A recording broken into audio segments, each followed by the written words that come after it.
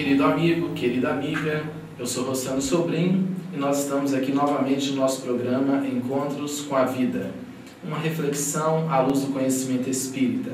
Gostaríamos de agradecer aos companheiros que têm acompanhado o programa, espíritas, simpatizantes, espiritualistas em geral, amigos de várias religiões. E hoje o nosso tema é um tema muito especial. Chico Xavier, o maior brasileiro de todos os tempos. Hoje é dia 5 de outubro de 2012 e há 2 dias Chico Xavier foi eleito pelo povo brasileiro através de um programa do SBT, o maior brasileiro de todos os tempos. Ficou entre os 100 finalistas, depois entre os 12, concorreu com Irmã Dulce, Ayrton Senna, foi para a final e na final, ao lado da Princesa Isabel e de Santos Dumont, foi eleito com 71,4% dos votos o maior brasileiro de todos os tempos. É um momento muito especial, não apenas para nós espíritas, mas para todos os cristãos, homens e mulheres de bem. Vale refletir que o Brasil é o maior país católico do mundo, o segundo maior número de evangélicos, de protestantes. Então nós, os espíritas, não são maioria, mas isso significa muito. Significa a evolução de um povo, significa a capacidade de um povo de reconhecer a luz onde ela se encontra, independente dos guetos doutrinários, dos arraiais doutrinários. O povo brasileiro há muito vem reconhecendo em Chico Xavier uma grande luz que veio do alto para ajudar a evolução do planeta Terra. Um homem ímpar. Como disse o nosso irmão, escreveu o nosso irmão Carlos Bacelli, Chico Xavier não foi um anjo que viveu como um homem na Terra, mas certamente foi um homem que viveu como um anjo, que deixou também um legado fantástico. Antes de comentar algumas características de nosso Chico Xavier, lembrar que antes ele já foi eleito também, aqui nas Minas Gerais, o mineiro do século, numa terra de Carlos Drummond de Andrade, de Pelé, do próprio Santos Dumont, de Juscelino Kubitschek. Chico já tinha sido eleito o mineiro do século. E agora o reconhecimento do povo brasileiro como um ser luz, um homem amor. Vale a pena refletirmos na trajetória desse espírito nesta última reencarnação na Terra. Chico nasceu em 1910, em Pedro Leopoldo, viveu 92 anos. 92 anos de doação, de entrega absoluta ao Evangelho, à proposta do Cristo. A vitória de Chico nesse programa, na verdade, é a vitória do Evangelho. É a vitória da proposta do alto, da proposta do bem. Pessoas que participaram, que votaram, certamente estavam ali sintonizadas com a proposta. Não se trata de idolatrar um homem, mas de reverenciar, de admirar e de ter como modelo, como orientador, como referência, uma pessoa que doou-se completamente ao ideal do bem. Chico certamente é o maior fenômeno mediúnico da história. Jesus não foi médium. Costumamos dizer que ele foi médium de Deus, porque não carecia da assistência dos espíritos para trazer a sua mensagem, sendo um ser já totalmente iluminado, o modelo e guia, o governador planetário para a humanidade terrestre.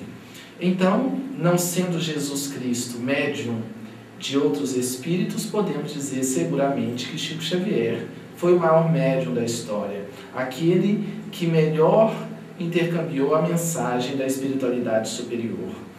Ele foi assistido por Emmanuel, seu mentor, e vários espíritos escreveram por seu intermédio. Foram mais de 400 obras psicografadas, todas doadas em cartório. Ele, reconhecendo não ser o autor daquelas obras, as entregou para auxiliar instituições de caridade. Então, Chico Xavier entregou sua vida. Recentemente, tomamos conhecimento que há 40 livros inéditos de Chico Xavier. Vale a pena aos interessados, aos editores espíritas brasileiros, procurar sondar, né, a possibilidade de trazer à lume mais esses livros, mais luz para todos nós. Emmanuel escreveu uma sequência de obras muito importantes e trago aqui certamente a sua obra mais importante, o livro Paulo e Estevão, publicado pela FEB, pela editora da Federação Espírita Brasileira. Um romance que retrata o cristianismo primitivo. Na minha opinião, o melhor romance de todos os tempos, o melhor romance espírita de todos os tempos, retratando o cristianismo nas suas bases, no seu nascimento, e na verdade é uma sequência de obras que Emmanuel, que viveu no tempo do Cristo, veio através de Chico Xavier nos revelar. Costumo dizer que sentimos o perfume de Jesus, de toda aquela experiência terrena dele, ao contatar a obra de Emmanuel, essas obras, esses romances que nós chamamos de romances históricos. Fica aí a dica para a leitura daqueles que ainda não contataram essa obra incomum, Paulo e Estevão, que retrata a trajetória do apóstolo Paulo e a assistência, a presença de Estevão, que foi o primeiro mártir do cristianismo, né? Então, uma obra muito importante. E André Luiz escreveu uma sequência de livros retratando diversos aspectos da vida espiritual. Nenhum espírito, nenhum autor relatou melhor, mais detalhadamente, a vida nos planos invisíveis que André Luiz, que é o pseudônimo de um médico que viveu na Terra por alguns anos, desencarnou, e Nosso Lar é o primeiro livro dessa sequência de obras que retrata a vida nos planos espirituais. Depois vem Os Mensageiros, Missionários da Luz, obras em comum. Nosso Lar já está com mais de 1,5 milhão de exemplares vendidos e se tornou filme também, né? Hoje já está nas telonas aí, todo mundo assistindo e contatando essa realidade fantástica da vida causal, que é a vida espiritual, porque a Terra é apenas um reflexo da vida espiritual.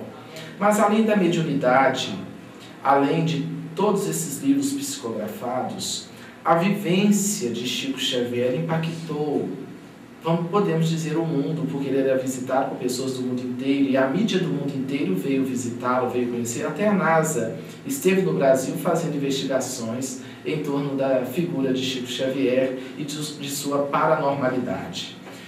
A vida de Chico Xavier, como dissemos no início, é uma doação. É a doação, uma entrega total e absoluta. Nós temos inúmeros casos de Chico trazendo sempre alguma lição de humildade, de amor, de serviço. Por que é importante ressaltar esse momento, Chico Xavier sendo reconhecido como o maior brasileiro de todos os tempos? Para Chico Xavier não faz a menor diferença, temos certeza disso. Porque o homem é aquilo que é interiormente e não o que as pessoas pensam dele. Um homem da estatura de Francisco Cândido Xavier não depende nem de vaias, nem de aplausos. Simplesmente como tantos outros grandes mestres da humanidade. Mas para a mensagem espírita, para a mensagem cristã, para o Evangelho, é muito importante, sim. Eu gostaria de relatar 2 fatos reais para apresentar essa ideia da importância para nós espíritas, para o movimento espírita, de Chico Xavier ser reconhecido nacionalmente como o maior brasileiro. Certa feita, a filha de um amigo meu, numa aula de religião, numa escola pública, quando ela, sendo espírita, criança, mencionou o nome de Chico Xavier, sua professora, numa postura infeliz, disse que Chico era instrumento do diabo. A menina levou um choque, acostumada na evangelização, a ouvir falar de Chico Xavier como esse grande apóstolo da mediunidade, como esse homem-amor, não entendeu.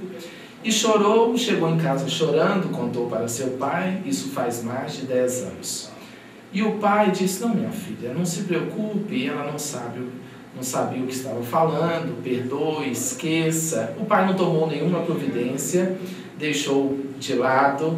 Era uma escola pública, né? Nós sabemos que a Constituição garante a liberdade de culto e a escola pública deve respeitar o católico, o evangélico, o espírita, o ateu, o umbandista, todas as pessoas, né?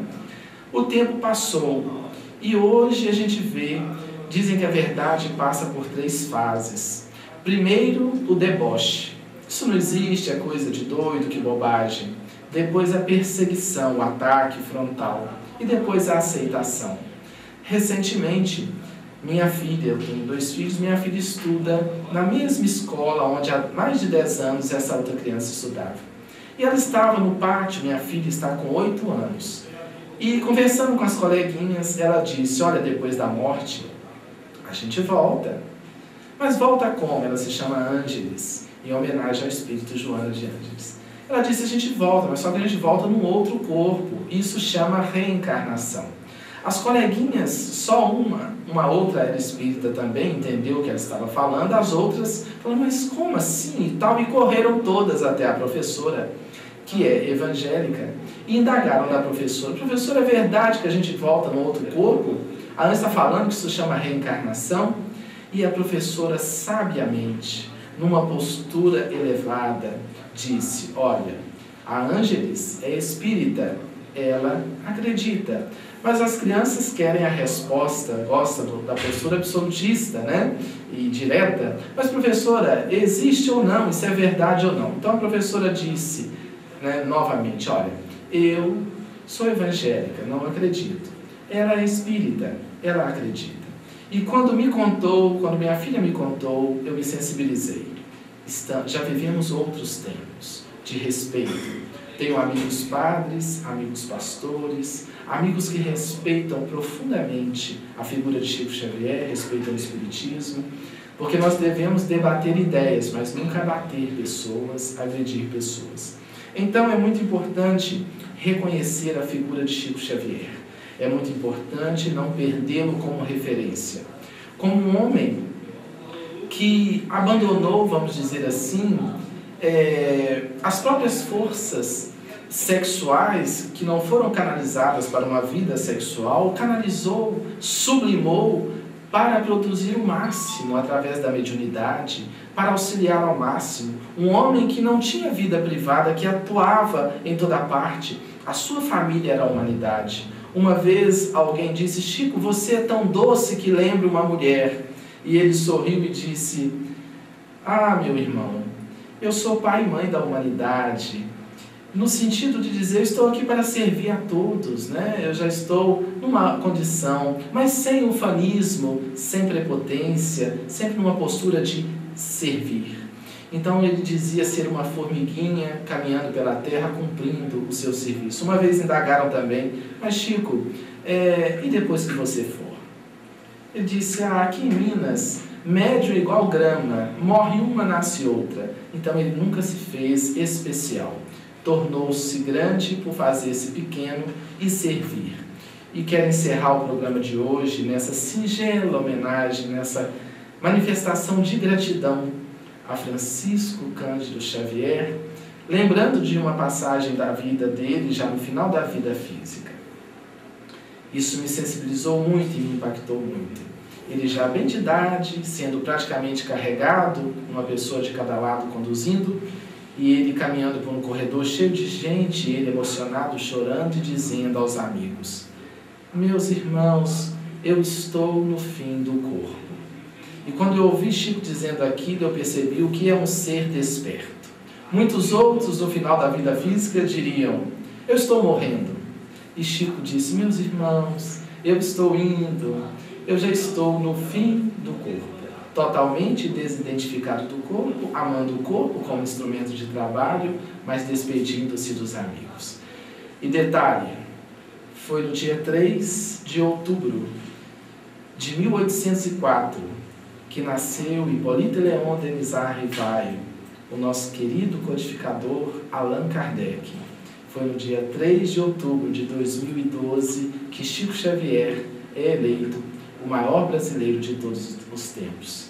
Algo muito especial para as nossas reflexões. Votos de muita paz e que o Chico receba, onde estiver, a nossa mais sincera gratidão.